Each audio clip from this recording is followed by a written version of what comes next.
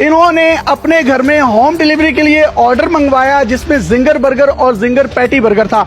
जब इन्होंने ginger patty burger खाया तो इनके मुंह में एक सख्त चीज आई जिसको इन्होंने निकाल कर देखा तो आप अपनी स्क्रीन पर भी देख सकते हैं, वो इंसानी उंगली का पोटा था, आधा हिस्सा था जिसके साथ नाखून भी था। उसके बाद इन्होंने दुकान के मालिक को कॉल की और दुकान उसके बावजूद भी रोजाना यहाँ पर खुलती है। फूड अथॉरिटी वालों ने इनसे राब्ता किया, फोरेंसिक के लिए उस गोश्त के लोथड़े को वहाँ से ले गए और 3 घंटे के बाद इनके हवाले कर दिया। जिसके बाद थाना सिटी ए डिवीजन के SHO साहब के पास ये दरखास्त लेकर गए। SHO साहब का कहना था कि आपने इस दरखास्त में से अब क्या निकालना है, ये क्या निकालना था या क्या नहीं निकालना था, इसका फैसला तो पुलिस के आला हुकाम ही कर सकते हैं कि SHO का काम है कि वो उसकी मुकम्मल तौर पर इन्वेस्टिगेशन करता, इनको इंसाफ के पूरे तकाजे फराहम किए जाते। वो न जाने शख्स किस माँ का बेटा है, किस बाप की औलाद है जिसको काट कर गोश्त की सूरत में खिलाया जा रहा है। आप मुझे बताइएगा, आपने किस दिन ये बर्गर ऑर्डर किया था? 20 तारीख की रात को 10:30 बजे का टाइम था जब मैंने इनसे मंगवाया होम डिलीवरी पे,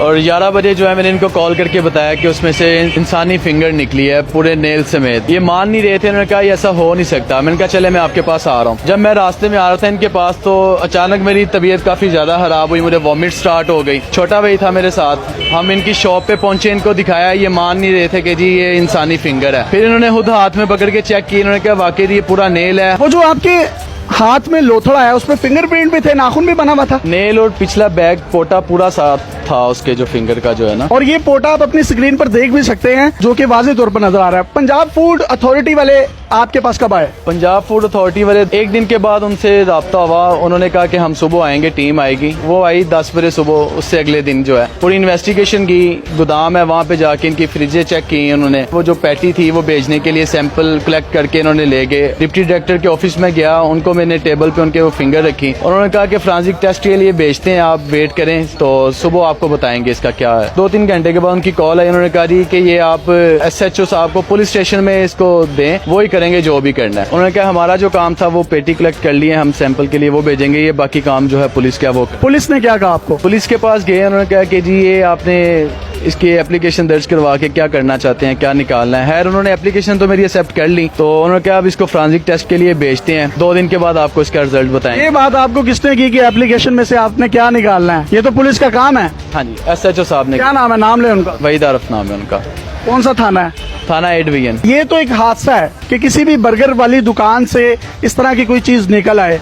अब वो उनके जो सप्लायर हैं उनसे भी इन्वेस्टिगेशन होनी चाहिए, और रही सही कसर जो है वो पुलिस निकाल देती है कि आपने दरखास्त देके क्या निकालना है। भाई ये कत्ल है। ये कौन शख्स है जो इंसानों के गोश्त को बर्गर चिकन में मिलाकर खिलाया जा रहा है? कम से कम आप इन्वेस्टिगेशन तो करें। यहाँ पर बेशुमार कसूर के लोग हैं जो ये खाते हैं, इफ्तार के बाद भी लोग खाते हैं, फैमिलीज आते हैं, छोटे छोटे बच्चे खाते हैं, उनकी जिंदगियों का मसला है। और इन्होंने जिस तरीके से बताया वो खाने के बाद मुझे वॉमिटिंग हुई, उल्टी हुई और इनको लेके जाया गया DHQ हॉस्पिटल में। अब मुतल्लिका थानेदार का क्या इस बारे में मौकिफ है ये से भी जानेंगे और कोशिश करेंगे कि चिक बॉस के जो मालिक हैं उनका भी मौकिफ लें। चिक बॉस के ऑनर मोहम्मद अहमद साहब हमारे साथ मौजूद हैं।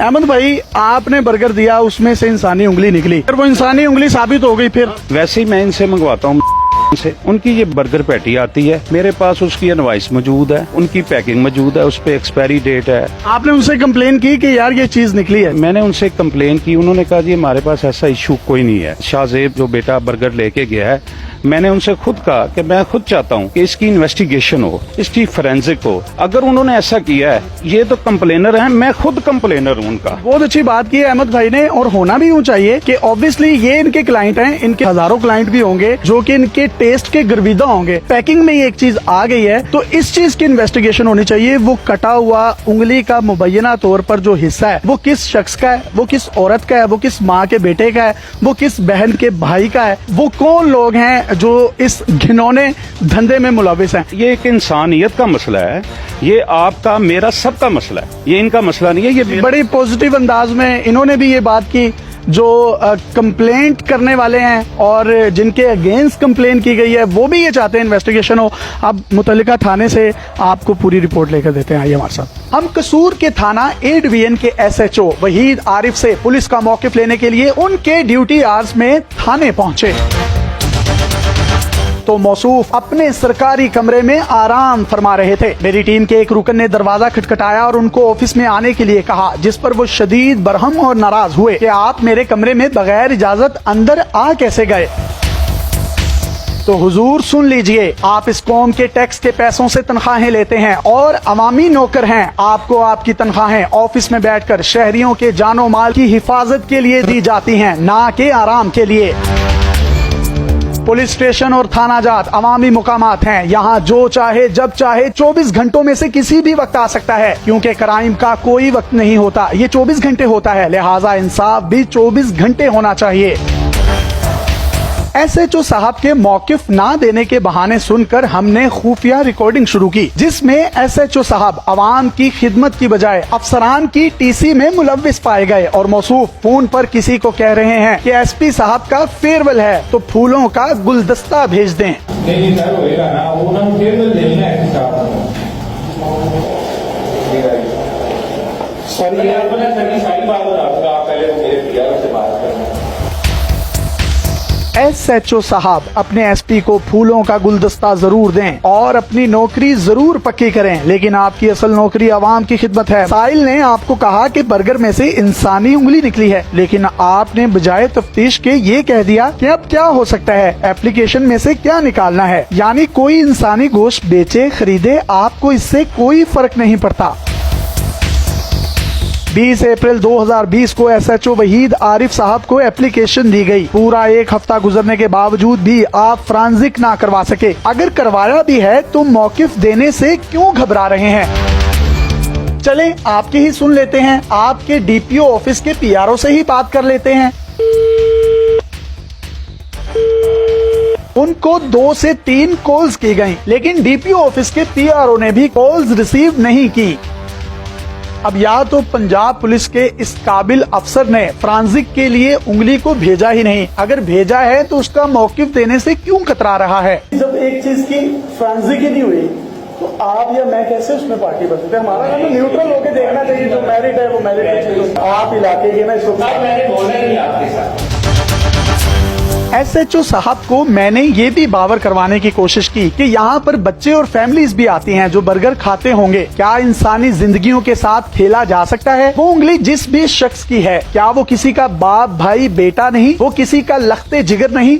बच्चे नहीं खाते हैं बर्गर, सब कुछ होता है। क्या आइडेंटिफिकेशन नहीं होनी चाहिए इस चीज की कि कौन बंदा है, वो किस माँ का बेटा है, वो किस भाई की बेटी है या लड़की है या लड़का है। मुबैना तौर पर जो भी उंगली है जिसको भी आप नाम आप भी कह रहे हैं, इन्वेस्टिगेशन नहीं होनी चाहिए।